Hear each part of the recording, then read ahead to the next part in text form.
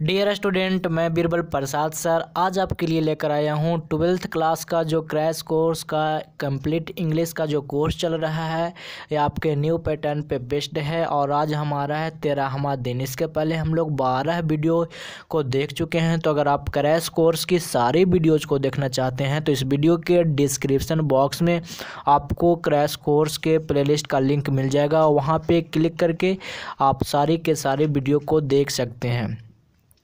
और आज का जो हमारा वीडियो है वो फ्रेजल वर्ब्स पे है, यानी फ्रेजल वर्ब के मोस्ट इम्पॉर्टेंट जो क्वेश्चंस होंगे। मैं यहाँ पे लगभग 30 क्वेश्चन यानी 30 मोस्ट इम्पॉर्टेंट जो फ्रेजल वर्ब हैं वो आपके लिए लेकर आया हूँ। तो आज के वीडियो में हम लोग फ्रेजल वर्ब के कॉन्सेप्ट को देखेंगे। तो चलिए स्टार्ट करते हैं। हमारा जो पहला फ्रेजल वर्ब है, ध्यान से सुनिएगा, एट होम इन। पहले तो मैं आपको बता दूं, जब भी आपके एग्जाम में फ्रेजल वर्ब से क्वेश्चन पूछा जाएगा तो आपको इसका हिंदी नहीं पूछेगा। याद रखिए, आपको इसका हिंदी नहीं पूछेगा, ठीक है। आपको इंग्लिश टू इंग्लिश मीनिंग पूछेगा। मतलब एट होम इन का मतलब इंग्लिश में क्या होता है। इसीलिए मैं आपके लिए जो यहाँ पे जो कंटेंट तैयार किया हूँ ये ज़्यादा इंग्लिश टू इंग्लिश मीनिंग में है। हिंदी मीनिंग मैं नहीं लिखा हूँ, ताकि आपको इंग्लिश से इंग्लिश आपको पूछेगा तो आप इंग्लिश से इंग्लिश ही याद रख पाएँ, ठीक है। तो ध्यान से माइंड को खोल के समझने की कोशिश करिएगा आप। और एक बात और बताऊंगा कि अपने एग्जाम में जो क्वेश्चन आएंगे उसे आप कैसे करेंगे, ठीक है। तो पहले देखिए, एट होम इन ये फ्रेजल वर्ब है। इसका मतलब होता है, हिंदी में अगर बोलें तो इसका मतलब होता है निपुण होना, काबिल होना, कोई भी चीज़ में काबिल होना। तो आपके जो ऑप्शन होंगे ना, क्योंकि आपको ये ऑब्जेक्टिव टाइप में आएगा, तो जब आपके ऑप्शन होंगे तो चारों ऑप्शन में से आपको ध्यान देना है। एक बात याद रखिए, आपको यहाँ पे जो सर बताए हैं इसका इंग्लिश मीनिंग कोई ज़रूरी नहीं है कि यही आ जाए, ठीक है। आपके 4 ऑप्शन में से आपको चुनना है कि कौन सा ऑप्शन इस फ्रेजल वर्ब का मीनिंग के नज़दीक है। जो ऑप्शन आपका सही होगा वही आपका आंसर होगा। मैं आपको लास्ट में कुछ एक क्वेश्चन भी करवाऊंगा आपको समझाने के लिए। तो एट होम इन का मतलब होता है एक्सपर्ट इन समथिंग। समथिंग में एक्सपर्ट होना, समथिंग में काबिल होना। यहाँ पे मैं एक एग्जांपल दे रखा हूँ, he is at home in physics. मतलब वह भौतिकी में एक्सपर्ट है, डैट मीन्स काबिल है। नेक्स्ट हमारा इडियम्स है वो है in spite of. In spite of का मतलब होता है के बावजूद। और एक बात याद रखिएगा, ये प्रीपोजिशन सेगमेंट में भी आपको से पूछ सकता है। इन स्पाइट के बाद आप याद रखिएगा हमेशा ऑफ आएगा। इन स्पाइट ऑफ का मतलब होता है के बावजूद। और अगर इंग्लिश टू इंग्लिश मीनिंग करें जो आपके एग्जाम में पूछा जाएगा, इसका मतलब होता है डिस्पाइट। इन स्पाइट ऑफ का मतलब हुआ डिस्पाइट, ठीक है। यहाँ पे एग्जाम्पल देखने को मिल रहा होगा आपको।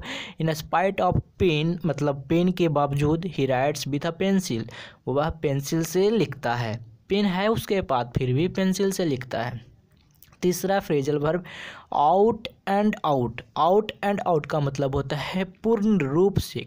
अगर इंग्लिश में बात करें तो आप कह सकते हैं कंप्लीटली। तो याद रखिएगा, एक बात ध्यान से सुनिए, इस बात को समझना बहुत इंपॉर्टेंट है। जब भी ये इडियम्स आपके एग्जाम में पूछे जाएं तो आपके जो 4 ऑप्शन होंगे ना, उन चारों ऑप्शन में से आपको ओ वाला ऑप्शन चूज करना है जो इन इडियम्स के सबसे नज़दीक मीनिंग दे। और एक बात याद रखिए, कोई ज़रूरी नहीं है कि जो सर बताएं या फिर जो गेस पेपर में है वही आपका ऑप्शन में रहेगा एग्ज़ाम में। एग्ज़ाम में यहाँ पे मैं बता रहा हूँ आउट एंड आउट का मतलब कंप्लीटली। तो हो सकता है एग्ज़ाम में कुछ इसी के जैसा कुछ दूसरा मीनिंग भी हो सकता है, तो आपका आंसर हो जाएगा वो, ठीक है। तो आउट एंड आउट का मतलब होता है कंप्लीटली, डैट मीन्स पूर्ण रूप से, ठीक है। एग्जाम्पल यहाँ पे देखिए, he is out and out a thief. मतलब वह पूर्ण रूप से चोर है, मतलब पक्का चोर है। आउट एंड आउट का मतलब पक्का भी होता है। नेक्स्ट है हमारा part and parcel. Part and parcel is a very important idioms for your exam. Part and parcel का मतलब होता है अभिन्न अंग, कोई भी महत्वपूर्ण हिस्सा। अगर हिंदी में बात करें तो पार्ट एंड पार्सल का मतलब होता है महत्वपूर्ण हिस्सा। लेकिन आपके तो क्वेश्चन इंग्लिश में पूछा जाएगा, तो याद रखिए यहाँ पे इम्पॉर्टेंट पार्ट ऑफ समथिंग। तो आपके जब ऑप्शन में होंगे ना, तो ऑप्शन आपको ध्यान देना है कि इन इडियम से नज़दीक कौन सा ऑप्शन है, ठीक है। कोई ज़रूरी नहीं है कि आपका ऑप्शन में इम्पोर्टेंट पार्ट ही लिखा रहेगा, वहाँ पे वैल्यूएबल पार्ट भी लिखा रह सकता है, क्योंकि valuable part that means important part होगा ना। तो इस बात का ख्याल रखना, नहीं तो क्वेश्चन गलत हो जाएगा, ठीक है। आंसर आपका Kashmir is the part and parcel of India, मतलब जो कश्मीर है जो भारत का क्या है, महत्वपूर्ण हिस्सा है, ठीक है। चलिए नेक्स्ट 5वां number, heart and soul. Heart and soul मतलब होता है मन से या फिर दिल से, पूरे दिल से अगर आप कोई काम करते हो तो उसको हम कहते हैं heart and soul, heart and soul. अब एक बात बताऊं, यहाँ पे इंग्लिश में मैं यहाँ पे लिख रखा हूँ विथ लव, मतलब प्यार से। तो पता है आपके एग्जाम में जो ऑप्शन आएंगे ना, तो आपको वही काम करना है, चारों ऑप्शन में से नज़दीक वाला ऑप्शन चुनना है जो आपके लिए इम्पोर्टेंट है, क्योंकि हिंदी तो नहीं पूछेगा, इंग्लिश टू इंग्लिश पूछेगा, ठीक है ना फ्रेंड्स। तो यहाँ पे याद रखना, आपको सिर्फ इतना याद रखना है।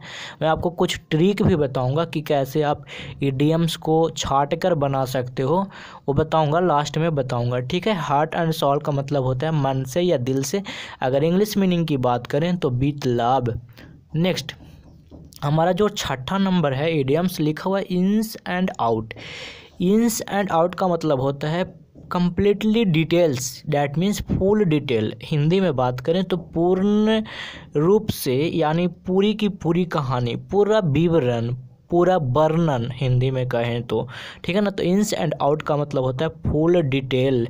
तो पता है कोई ज़रूरी नहीं है कि आपके ऑप्शन में फुल डिटेल ही होगा, इसके जगह पे कंप्लीटली डिटेल भी हो सकता है, इसके जगह पर ए होल स्टोरी भी हो सकता है, मतलब एक पूर्ण कहानी, एक कंप्लीट स्टोरी भी हो सकता है। ध्यान से सुनो, नहीं तो गलत हो जाएगा, तो फिर मत कहना मेरे को। इन्स एंड आउट का मतलब होता है फुल डिटेल, मतलब पूरा विस्तार में, ठीक है ना। लेकिन आपके एग्जाम में पता है क्या होगा, इंग्लिश टू इंग्लिश पूछेगा, हिंदी तो पूछेगा नहीं। तो आपको यहाँ पे ये याद रखना है कि इन्स एंड आउट का मतलब होता है पूरा विस्तार में। हो सकता है आपके ऑप्शन में फुल डिटेल्स भी रहे, हो सकता है आपके ऑप्शन में लिखा रहे होल स्टोरी, हो सकता है आपको ऑप्शन में लिखा रहेगा कम्प्लीटली, एक कंप्लीट स्टोरी, ऐसे करके कुछ भी होगा ना जो इससे रिलेटेड होगा, उसी को आंसर मारना, ठीक है। चलिए, he knows the ins and out of my family, मतलब वह मेरे परिवार का पूरा डिटेल जानता है, ठीक है। एक बात बताऊं, अगर आपको प्रैक्टिस करना है, ध्यान से सुनो, अगर आपको इडियम एंड फ्रेजल वर्ब की प्रैक्टिस करना है तो कम से कम 150 में करवा चुका हूँ, इस वीडियो के पहले करवा चुका हूँ, ये आपका बोनस में है, ठीक है। ये हाई इम्पोर्टेंट है, तो सुनो ध्यान से। 100 most important idiom and phrasal verb की प्लेलिस्ट बना हुआ है मेरे चैनल पे, वहाँ पे जाना और सारे इडियम्स को देख लेना, तो अब आपको एक्सपीरियंस हो जाएगा कि क्वेश्चन कैसे पूछा जाएगा, वहाँ भी इंग्लिश में ही बताया हुआ है। या फिर क्या करना, 500 प्लस जो ऑब्जेक्टिव क्वेश्चन की जो सीरीज चल रही है उसको ध्यान से देखना, वहाँ पर मैं ऑब्जेक्टिव मतलब क्वेश्चन के रूप में दे रखा हूँ, क्वेश्चन ऑप्शन, तो वहाँ पर आपको समझ में आएगा कि कैसे हम करते हैं, ठीक है। चलिए नेक्स्ट है 7 number, for good. For good का मतलब होता है हमेशा, हमेशा के लिए, जन्मों जन्म तक, आप कह सकते हो अपने रोमांटिक स्टाइल में सातों जन्म तक, सदियों सदियों तक। हिंदी नहीं पूछेगा मेरे भाई, वो समझाने के लिए आपको बताया जा रहा है, ठीक है ना। तो फॉर गुड का मतलब अगर इंग्लिश में कहे तो होता है for ever, that means eternal, यानी आपके जो एग्ज़ाम होंगे उसमें ये दोनों में से कोई ऑप्शन हो सकता है।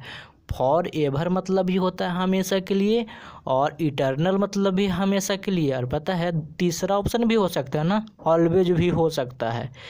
कहने का मेरा मतलब ये है कि मैं आपको इस तरीके से पढ़ा रहा हूँ, सिर्फ मेरा मकसद पढ़ाना नहीं है, ठीक है, आपको गाइड करना भी कि ऐसे क्वेश्चन करना। तो फॉर गुड जब आपके ऑप्शन में आएंगे तो आप ऑप्शन में देख लेना कि हमेशा के लिए किसका हिंदी हो रहा है, ठीक है ना। अगर ना भी आएगा ना हिंदी करने तो ऑप्शन को छाट लेना, ठीक है, वो मैं बताऊंगा कैसे करना, टेंशन मत लो, पढ़ते रहो बस, ठीक है। यहाँ पे लिखा ही लेफ्ट बिहार फॉर गुड, मतलब वह बिहार को हमेशा के लिए छोड़ गया, चला गया छोड़कर, ठीक है। नेक्स्ट हमारा इडियम है गिव अप, ये भी मैं फ्रेजल वर्ब करवा चुका हूँ, तो फिर भी एक स्टूडेंट का कमेंट आया था कि सर आप गिव अप का मतलब बताए हैं छोड़ना, कोई भी चीज़ त्यागना, और उसको ये पता नहीं था कि अबेंडन मतलब ही होता है त्यागना, और ऑप्शन में था तो उसको नहीं पता चल रहा था। तो आप लोग भी याद रखना, गिव अप का मतलब होता है स्टॉप बैड हैबिट, बुरी आदत को छोड़ना। तो इससे रिलेटेड जो भी मीनिंग होगा ना वो ऑप्शन में दिया रह सकता है। तो एग्जामिनर आपको यहाँ पे गड़बड़ करेगा। तो पता है ऐसे स्थिति में क्या करना, 4 ऑप्शन रहेगा। अगर आपको मीनिंग नहीं समझ में आ रहा है और आपको पता है कि गिव अप का मतलब होता है छोड़ना, तो उन तीनों जो ऑप्शन होगा उसको पहले छांट लेना, आंसर मिल जाएगा। आप वीडियो को देखते रहो, लास्ट में मैं आपको बताऊंगा क्वेश्चन करने का तरीका, ठीक है। यहाँ पे एग्जाम्पल है, ही गेव अप स्मोकिंग, मतलब उसने जो धूम्रपान था ना, धूम्रपान जो भी, वो छोड़ दिया। 9 number, all in all, all in all का मतलब होता है सब कुछ, मतलब जो है जो सब वही है, ठीक है। ऑल इन ऑल का मतलब होता है एवरीथिंग, एवरी मैन पर्सन। अगर हम कहें कि मेरे जो फादर हैं, मेरे परिवार में ऑल इन ऑल है, ऑल इन ऑल है मतलब वही सब कुछ है, वही कहता धरता है, वो जो कहेंगे जो होगा, ठीक है। तो यहाँ पे कह रहा है my father is all in my family. Clear. Next 10वां number, a bed of roses. हाँ ध्यान से सुनना, ए बेड ऑफ रोजेज का मतलब होता है बहुत ही सुखद वस्तु, ठीक है। हिंदी में, हिंदी तो पूछेगा नहीं, इंग्लिश में याद करिए, हैप्पीनेस थिंग, हैप्पीनेस थिंग, खुशियों वाला वस्तु, ठीक है। तो सुनो, हिंदी में याद करना, लेकिन आपको ऑप्शन में छांटना है, ठीक है, कि इसका मीनिंग क्या हो रहा है। तो ए बेड ऑफ रोजेज का मतलब होता है हैप्पीनेस थिंग्स, या फिर आप इसे कह सकते हो कंफर्टेबल थिंग्स, मतलब आरामदायक वस्तु, ठीक है। मैं 2 ऑप्शन दे चुका हूँ इसका मीनिंग, मैं जानबूझ के ऐसा किया हूँ कि ताकि आपको ज़्यादा से ज़्यादा हेल्प कर सकूँ, ठीक है। चलिए, यहाँ पे लिखा हुआ life is not a bed of roses, मतलब ज़िंदगी फूलों की सेज नहीं है, डैट मीन्स सुखद चीज़ नहीं है, ज़िंदगी में कठिन ये हम लोग को परेशानी आएगी, संघर्ष करना पड़ेगा। अभी 11 नंबर का जो फ्रेजल वर्ब है बहुत इंपॉर्टेंट और बहुत कन्फ्यूजिंग है, हम सबको कंफ्यूज करता है, तो ध्यान से सुनना। लुक एट का मतलब होता है देखना, ये मैं कल भी बताया था प्रीपोजिशन में, और बहुत इंपॉर्टेंट है। तो जब लुक एट का मीनिंग पूछेगा फ्रेजल वर्ब में, तो आपको ऑप्शन में देखना है कि टू सी किधर लिखा हुआ है, टू सी इसका मतलब देखना, या फिर टू स्टेयर, ऐसे करके लिखा हुआ कुछ रहेगा, ठीक है। और लुक आउट का मतलब होता है खोजना कोई भी चीज़ को, तो इसको देखना ऑप्शन में सर्च किधर लिखा हुआ है, ठीक है ना। या फिर लुक फॉर, इसका मतलब होता है तलाश करना, तो देखना कि यहाँ पे सर्च लिखा हुआ है, या फिर लुक फॉरवर्ड टू भी लिखा रहेगा, ठीक है। Next look into, look into का मतलब होता है जांच पड़ताल करना, कल मैं इसे पूरा डिटेल में बताया था। इसका इंग्लिश में आप कह सकते हो टू इन्वेस्टिगेट। ध्यान से सुनो, ठीक है, जब आपके क्वेश्चन में रहेगा कि लुक इनटू का मतलब बताइए, ठीक है, तो आप ऑप्शन में चेक करना कि टू इन्वेस्टिगेट किधर लिखा हुआ है। अगर ये नहीं रहा तो इंक्वायरी इनटू भी रह सकता है, ठीक है ना। तो ये सब का ख्याल रखना। और लुक आफ्टर का मतलब होता है देखभाल करना, डैट मीन्स टेक केयर, ठीक है। तो लुक आफ्टर रहेगा तो ऑप्शन में चेक करना किधर को टेक केयर है। क्लियर। 12 नंबर चलते हैं। हाँ, टेक आफ्टर वो तो था टेक केयर, अब की बात है टेक आफ्टर। टेक आफ्टर मतलब होता है रंग रूप से मिलना, और ऑप्शन में हम बताता हूँ 100% गारंटी मैं लेता हूँ इस बात की, रिसेंबल ही रहेगा। एक बार ना 5 बार पूछ दिया गया है, ठीक है, तो रिसेंबल ही रहेगा, टेंशन मत लो। टेक आफ्टर अगर आ गया तो ये रिसेंबल आएगा, जिसका मतलब होता है रंग रूप से मिलना। और take care of, take care of का मतलब होता है किसी चीज़ का, कोई किसी को ख्याल रखना, किसी का मतलब ध्यान रखना। क्लियर। तो टेक केयर ऑफ का इंग्लिश में आप याद करोगे तो लुक आफ्टर हो जाएगा, और लुक आफ्टर का इंग्लिश में याद करोगे तो टेक केयर ऑफ होगा, और हिंदी में क्या होगा, देखभाल करना। Clear. Next break into, break into मतलब होता है ज़बरदस्ती घर के अंदर घुस जाना, तो इंग्लिश में कैसे याद रखोगे, to enter by force, force मतलब बलपूर्वक, ज़बरदस्ती, ठीक है। तो पता है ऑप्शन में चेक करना बार बार कि ये मिल रहा है कि नहीं मेरा हिंदी जैसा, ठीक है। तो ब्रेक इनटू मतलब होता है ज़बरदस्ती घुस जाना। अब ब्रिंग अप मतलब होता है पालन पोषण करना, डैट मीन्स सेवा करना, टू सर्व। तो आपके ऑप्शन में ये आ सकते हैं ब्रिंग अप फ्रेजल वर्ब का टू सर्व, सेवा करना या फिर पालन पोषण करना। और इसको किसको नहीं पता है, ये तो सब 12th क्लास का स्टूडेंट का पता होगा, बहुत इंपॉर्टेंट है। डील इन का मतलब होता है व्यापार करना, तो ऑप्शन में आप चेक करना बिजनेस किधर लिखा हुआ है या ट्रेड किधर लिखा हुआ है। ठीक है, नेक्स्ट बैक आउट का मतलब होता है मुकर जाना, इसका मतलब आप वादा किए और वादा से पीछे हट गए, डैट मीन्स बैक आउट। अगर इंग्लिश में चेक करोगे तो टर्न आउट या फिर विथड्रॉ। नेक्स्ट गो ऑन का मतलब किसको नहीं पता है, बहुत इंपॉर्टेंट है। गो ऑन का मतलब होता है कंटिन्यू, तो गो ऑन आएगा ना, तो ऑप्शन में चेक करना कंटिन्यू किधर लिखा हुआ है। या फिर पता है इसके लिए एक बात और बताऊं, keep on, KEEPON, keep on मतलब भी होता है जारी रखना। नेक्स्ट ये जितना मैं करवा रहा हूँ ना बहुत इंपॉर्टेंट है, इतना तो कर ही के जाना एग्जाम में। टेक डाउन का मतलब होता है लिख लेना, तो टेक डाउन का मतलब भी लिख लेना, राइट डाउन का मतलब भी लिख लेना। अगर टेक डाउन रहेगा तो ऑप्शन में चेक करना राइट डाउन, अगर राइट डाउन रहेगा तो ऑप्शन में चेक करना टेक डाउन। और अगर ये दोनों में से कोई एक रहेगा और ये ऑप्शन में नहीं होगा तो राइट मतलब लिखना, तो चेक करना कि ऑप्शन में क्या दिया हुआ है, राइट डाउन आंसर हो जाएगा, राइट डाउन रहेगा तो भी, और सिर्फ राइट रहेगा तो भी होगा। ठीक है, नेक्स्ट टेक ऑफ का मतलब होता है दो चीज़। टेक ऑफ का मतलब होता है या तो आप शर्ट पैंट पहने हुए हो उसको आप उतार रहे हो अपने बॉडी पे से, तो रिमूव होगा। और दूसरा होता है टेक ऑफ का मतलब होता है ट्रेवल बाय एयर, मतलब प्लेन से, हवाई जहाज़ से उड़ान यात्रा करना, डैट मीन्स उड़ान भरना। टेक ऑफ का मतलब जैसा पटना से मुंबई जा रहे हो, वो पटना एयरपोर्ट से, ठीक है, तो आपने टेक ऑफ किया, आपकी प्लेन टेक ऑफ की। नेक्स्ट है 21 गेट अप। गेट अप तो सबको पता है, गेट अप मतलब होता है जागना, और इंग्लिश में इसे हम लोग कहते हैं राइज। ठीक है, तो चेक करना ऑप्शन में। सेट इन मतलब होता है शुरू, और इंग्लिश में इसे बोलेंगे बिगिन। और आप टू स्टार्ट भी कर सकते हो, तो चेक करना टू स्टार्ट दिया हुआ रहेगा तो भी सही होगा, और बिगिन दिया हुआ रहेगा तो भी सही होगा। नेक्स्ट बोन ऑफ कंटेंशन, इसका मतलब होता है झगड़ा का जड़ होना। जैसे देखो आपके पापा दो भाई थे, और तो देखो टेंशन मत लेना, समझो लड़ाई हो गया भाई भाई में, तो मतलब कोई खेत के लिए लड़ाई हुआ, तो हम लोग में लड़ाई होता है ना, मतलब ये खेत मैं लूँगा, ये खेत मैं लूँगा, ऐसे, तो ठीक है ना। तो बोल रहा है कि वो जो लड़ाई का कारण बनना, डैट मीन्स झगड़े की जड़ होना, पॉइंट ऑफ क्वारल।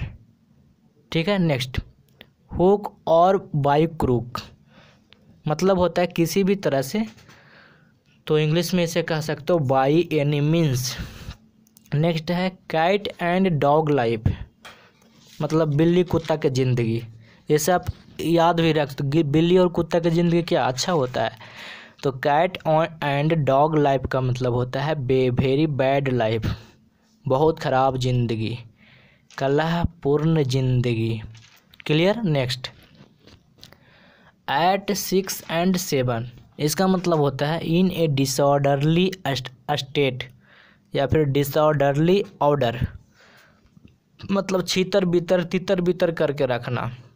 जैसे आप पढ़ते हो तो आप कुछ किताबें को अपने टेबल पे रखे हुए हो, कुछ किताब आपके गोदरेज में है, कुछ किताब आपका फ्लोर पे पड़ा हुआ है, ऐसे जैसे तैसे, तो उसको हम लोग कहते हैं एट 6 and 7। नेक्स्ट है क्रोकोडाइल टीयर्स, ये फॉल्स टीयर्स होता है, दिखावटी आंसू होता है। आपने देखा होगा ना, झूठ झूठ के रो देता है, मैं तो आपसे इतना ऐसे है वैसे रोता है ना, दिखावटी आंसू। तो याद रखना फॉल्स टीयर, ऑप्शन में चेक कर लेना। 28 नंबर है at the dead of night, रात होती है ना, तो रात के कह रहा है at the dead of night, मतलब रात डेड कर गया, रात मर गया उसमें, तो इसे याद रखना मिडिल नाइट को बोलते हैं, मध्य रात्रि को। ठीक है, तो इसको इंग्लिश में चेक करना मिडिल ऑफ नाइट होगा।